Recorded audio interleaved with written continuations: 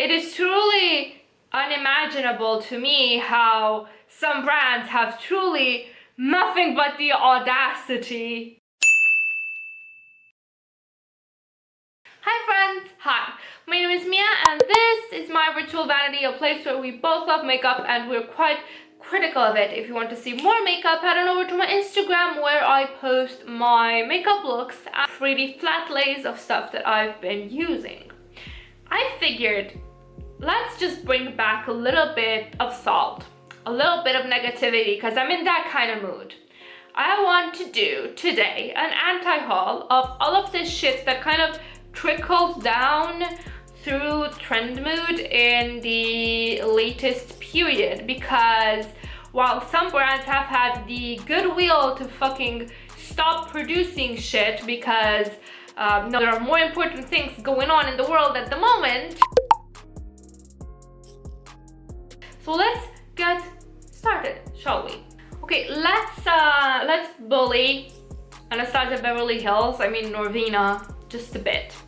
She came out with two new releases. There is this new Norvina palette and these new Norvina neon liners. As context goes, I think she's greatly doing a disservice to her mother's brand by hiding behind it and not separating her own Norvina brand from it. They still use the same socials, they still use the same kind of channels.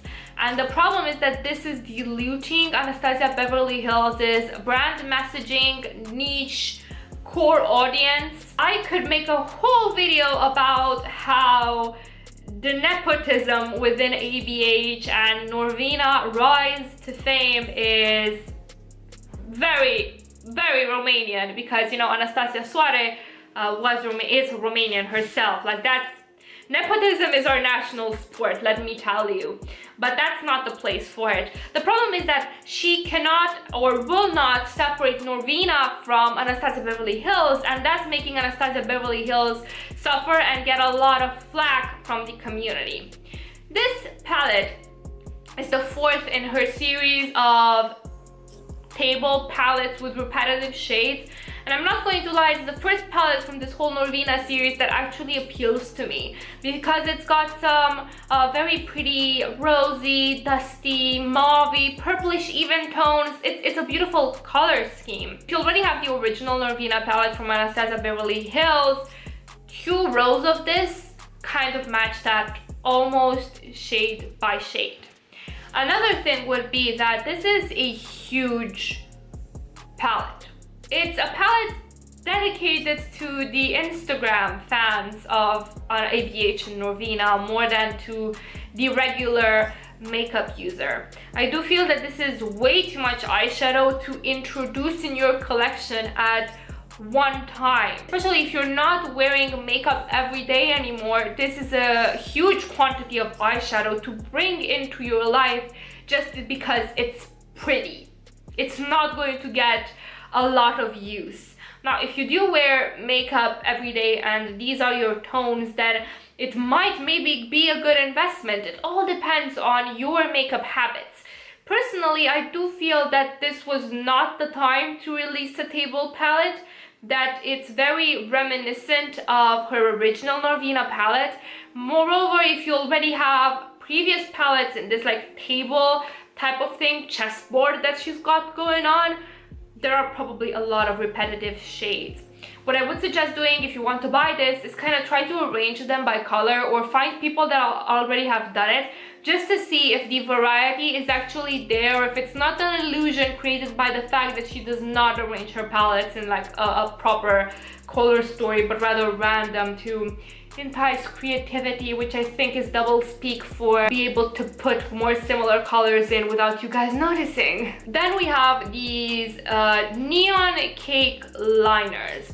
There were a lot of people that accused her of copying Suva Beauty for the neon liners and Melt for the packaging, which I don't find warranted. Out of all of the criticisms that she received, I don't think these ones are warranted, because one, Suva Beauty did not invent neon eyeliner and did not invent neon colors. Anyone else can do it. They were quite original with the water activated thing, but that doesn't mean that no other brand can create anything similar. Again, the melt component, it's a stack. It's nothing revolutionary, come on. The criticism that I have for her with this is the choice to put 3 in 1. So you cannot buy them individually. You are forced to buy a higher price point and buy more product, because she knew that it was probable that if she put them individually, some shades would sell less. So she's restricting your choice in what shades you want to pick for more profit, basing herself on the fact that most people just want 1 or 2 shades in the stack, but they're forced to pay the price for 3. And that's kind of scummy to me. I really dislike that. And unless you are a content creator or you've got like a very flamboyant, flashy style, how many times are you actually going to use colored neon eyeliner? How many? Truly, just take a good look inside of yourself and answer that question. Because for example, I wear a lot of colorful makeup, but I don't wear neon. Like, I wear colorful makeup every day and I would still not wear those enough. So you have to, like with any other anti-haul, you kind of have to think of your makeup habits and how they relate to that product that I'm trying to roast the shit out of. Next thing that I want to roast, it's me. Because I actually want it like a fucking clown.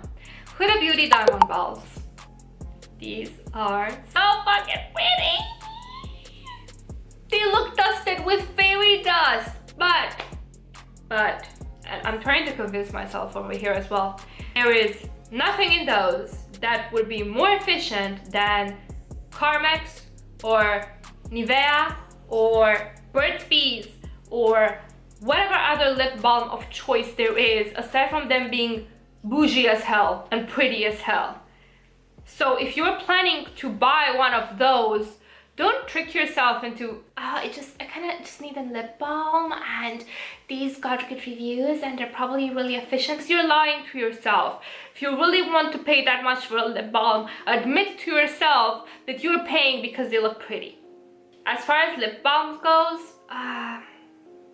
you know, I don't think they're worth the money. I really don't think they're worth the money, because I don't think the lip balm in there is really that kind of like heavy duty, high quality lip balm that truly would be worth it. I think it's just going to be like a wash of something and glitter on your lips. Speaking of lip stuff, Charlotte Tilbury is just, I think she just got high off some nasty stuff when she came up with the idea to give us a lip oil in a rollerball, cheapish kind of packaging, like something that I would buy at a drugstore and still feel it's old-fashioned, and have the gall to ask for that $40 fucking for a lip oil. In what world is a lip oil worth $40? Like, you know, some stuff you admit to yourself that you're buying it because of the name, of the packaging, and the luxe feeling. But what is luxe about a rollerball with a lip oil? I do not understand the alignment of the planets that led to this decision to ask $40 on glorified chapstick. Then she's got this quad called Desert Haze, which is basically a quad of all matte warm neutrals. If you admit to yourself that you want this just because it's Charlotte Tilbury and just because of the packaging, go right ahead. But this is a $50-something quad of colors that you probably already have in your collection, even if you are not a huge makeup collector, because these are the most basic of basic matte shades. You've got a lighter tone, you've got 2 mid-tones, one darker than the other, and then you've got another to smoke out the other V. I think at this point, almost everyone has this. I would think this is worth the money only if you have such a tiny collection that this would be your main go-to for those kinds of mattes. Like, if you would use this to shit and you would just hit pan on it, I would think yes, it's worth it because you don't have anything else like that in your collection and you use this as your main source for those kinds of mattes. But as is, warm mattes have been done 100 times until now. So again, take a look at your makeup habits. Be honest with yourself. More quads. Nars just cannot with the orgasm line. They cannot let it go. They cannot quit it. At this point, I think they speak of orgasms more than they've ever given any to any woman. It's truly outstanding. So 50 something dollars for a orgasm quad. $50 for 4 shades. What? Like, some of their bigger palettes aren't as expensive. What's wrong with them? Like, I'm no prude, but at this point, just find another name, please. Please, I beg you. Lunar Beauty. I love Lunar Beauty stuff. Their quality is great, but this blush palette annoys me. Because I really would have wanted them to create blush duos or blush individuals in the same packaging that they did their highlighters. I feel that this is a large quantity of blush to take in, and maybe some of the shades you will not use, maybe some of the shades are not good for your skin tone. You never know. I think this is an investment that you should make only if you know that you use at least 3/4 of the shades there. Because let's face it, some of us buy big palettes like this in the idea that, oh, the shades that I won't use, I use as eyeshadow. Do we ever though? Do we ever? So honestly, I feel that this is a great idea, a great addition to their, palette of products available. But it's just, the world does not need another blush palette. Let's speak about the Naked Ultraviolet palette from Urban Decay. There is nothing naked about this, and objectively, it is a very pretty color story. Objectively, Urban Decay shadows are mediocre to me, and they don't always pack a punch.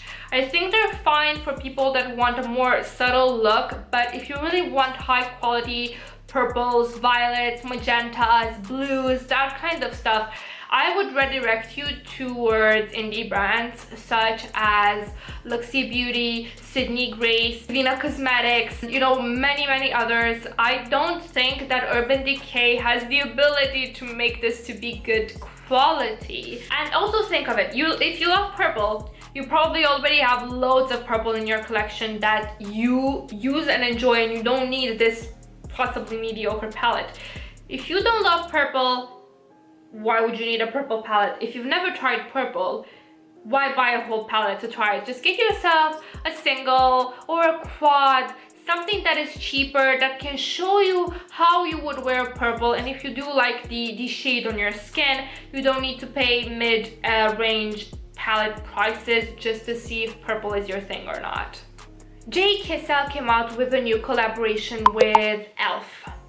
And there are pros and cons to this palette, but I am personally anti-hauling this because it's a rainbow palette.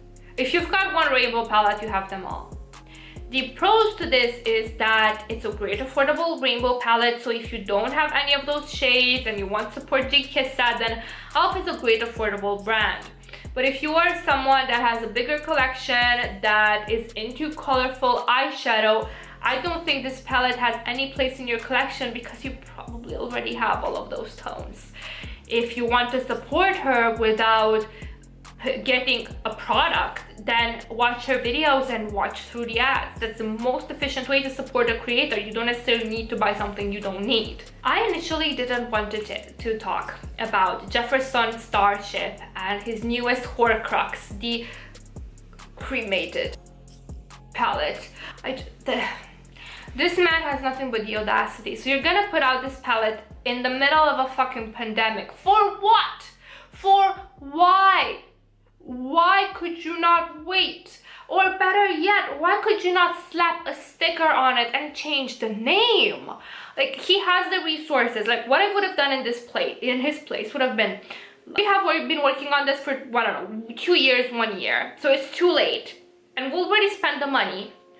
We're gonna slap a sticker on the packaging and make people aware that, look guys, we were working on this thing, but considering the timing, this is inappropriate. So we are going to visibly change the outer part. We can't change the names. It is what it is. We're sorry in advance. I think that it would have been made everything so much less shitty on his part. But we all know that he thrives from drama. He doesn't give a shit.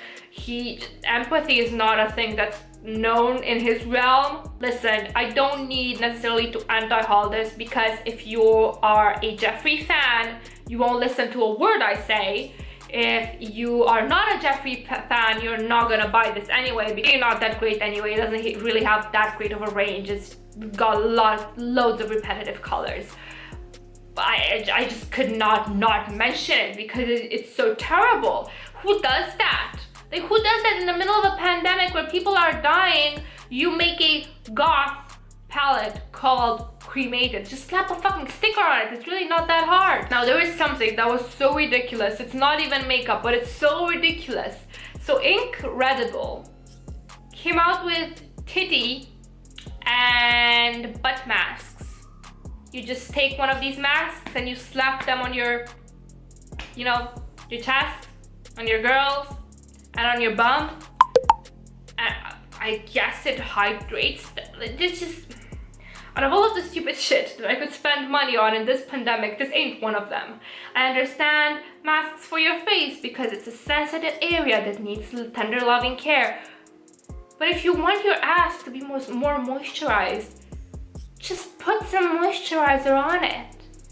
Or use the stuff that you already use on your face. Like, nobody's stopping you from using the ordinary Niamaside on your ass. I mean, are we seriously going to contribute to the death of the planet with titty and bum masks, which are plastic? What? Anyway, this has been it for me for my anti-haul for, you know, this period. Please let me know in the comments down below what your opinions on these products are and what you are anti-hauling for yourself.